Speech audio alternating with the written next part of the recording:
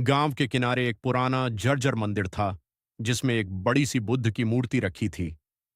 लोग कहते थे कि यह मूर्ति बहुत प्राचीन है और इसमें कोई रहस्य छुपा है। दिन में यह मंदिर शांत और पवित्र लगता था, लेकिन रात होते ही वहां से अजीब आवाजें आने लगती थीं। गांव के लोग सूर्यास्त के बाद उस तरफ जाने से डरते थे। कई बार किसी ने हिम्मत करके वहां जाने की कोशिश की, लेकिन जो भी गया वह या तो वापस नहीं आया या लौटकर कुछ बोलने की हालत में नहीं रहा। एक दिन अर्जुन नाम का एक निडर युवक गांव में आया। उसने इन कहानियों को सुना और सच्चाई जानने का फैसला किया। डर सिर्फ दिमाग में होता है, उसने मुस्कुराते हुए कहा। रात के ठीक 12 बजे अर्जुन हाथ में टॉर्च लेकर मंदिर की ओर बढ़ा। जैसे ही उसने मंदिर का दरवाजा खोला, अंदर ठंडी हवा का झोंका आया और साथ ही एक धीमी भयावह हंसी सुनाई दी। अर्जुन का दिल तेजी से धड़कने लगा, लेकिन वह अंदर चला गया। मंदिर के अंदर अंधेरा था। उसने टॉर्च की रोशनी बुद्ध की मूर्ति पर डाली।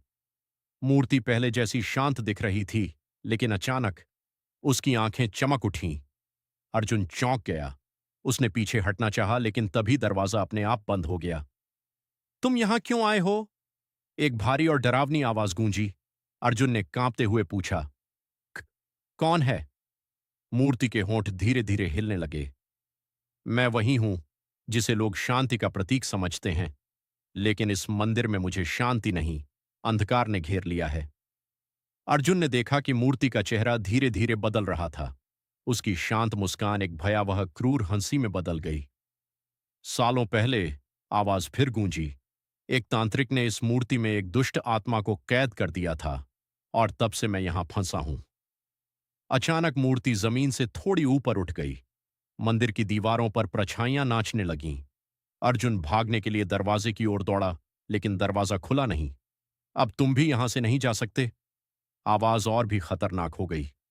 अर्जुन ने हिम्मत जुटाई और जोर से बोला, तुम चाहे जितने भी शक्तिशाली हो, सच और हिम्मत से बड़े नहीं हो सकते। उसने अपनी जेब से एक छोटा सा बुद्ध का लॉकेट निकाला, जो उसकी मां ने उसे दिया था। जैसे ही उसने लॉकेट को ऊपर उठाया, मूर्ति से निकलती काली ऊर्जा कमजोर होने लगी। नहीं, यह संभव नहीं, आत्मा चीखी। अर्जुन ने आंखें बंद करके प्रार्थना की। मंदिर के अंदर एक तेज रोशनी फैल गई। अचानक एक जोरदार धमाका हुआ और सब कुछ शांत हो गया। जब अर्जुन ने आंखें खोलीं तो मूर्ति फिर से वैसी ही शांत और स्थिर थी, जैसे कुछ हुआ ही न हो। दरवाजा खुल चुका था। अर्जुन धीरे धीरे बाहर निकला। सुबह की पहली किरणें फैल रही थीं।